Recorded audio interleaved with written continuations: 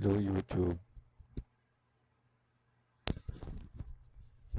update lang ako sa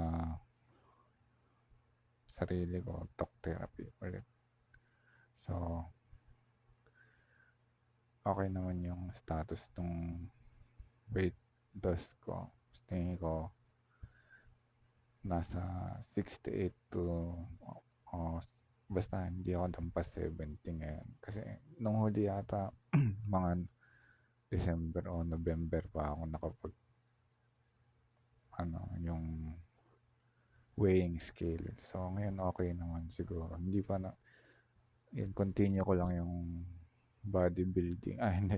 Ano pala, home workout lang na dumbbells, tas full, pull, ano to, hindi ko alam yung mga exercise sa pool. Basta yung hila, back pull, parang ganun. Tapos, spring yung gamit ko. Nasa kabilang bahay yung pinagkagawan ko ng pools.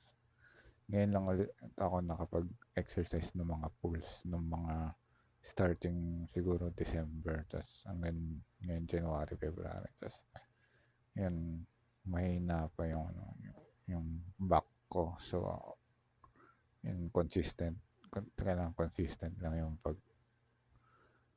yun, patuloy ng, tas,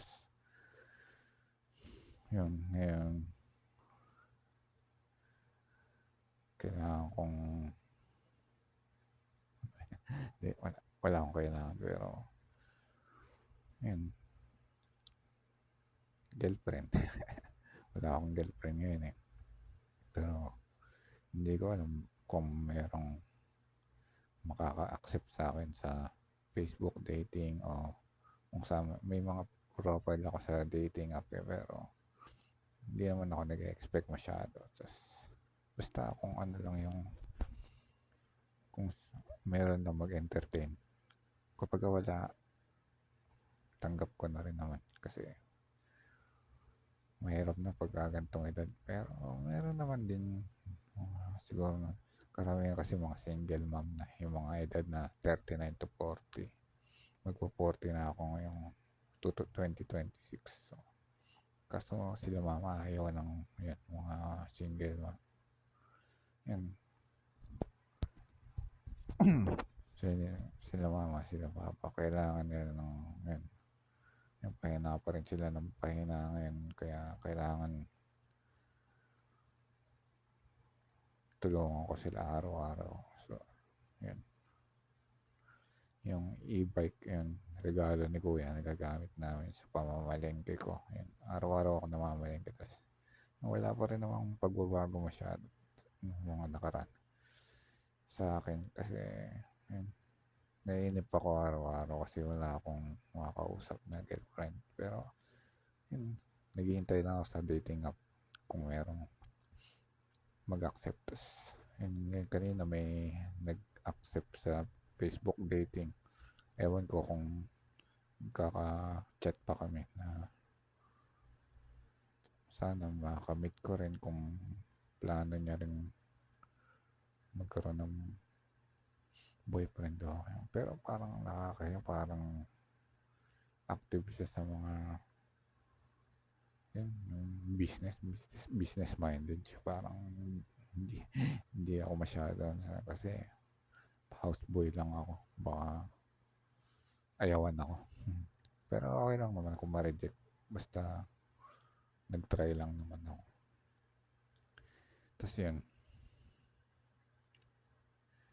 exercise na lang talaga libangan ko. Saka, yun, mag-update na lang siguro ulit ako sa bandang May.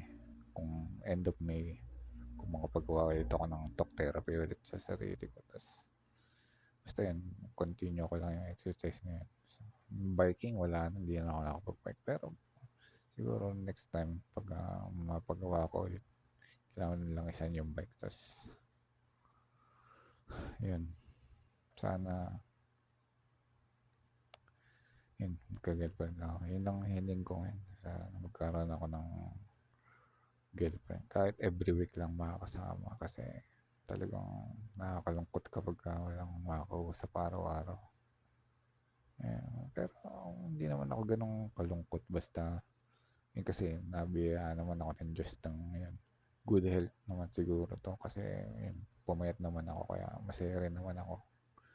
Basta yun, kung wala munang gagawin, ipon-ipon lang ng panggastos para sa susunod niyo. Sana yun, suwertehin din kayo sa buhay niyo.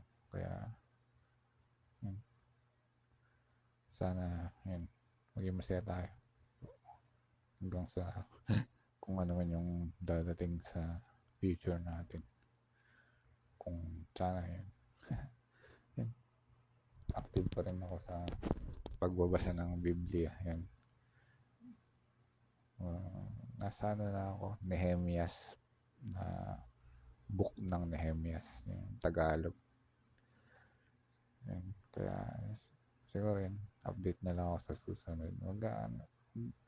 Post na lang ako ng workout videos sa mga bandang May na lang din. Ngayon April, ano muna, pahinga muna. Basta end of May siguro, pagka naisipan ko mag-post. So, kung meron pang panahon. Yun, sana malampasan natin mga pagsubok sa buhay. Yan. Salamat YouTube. Ingat.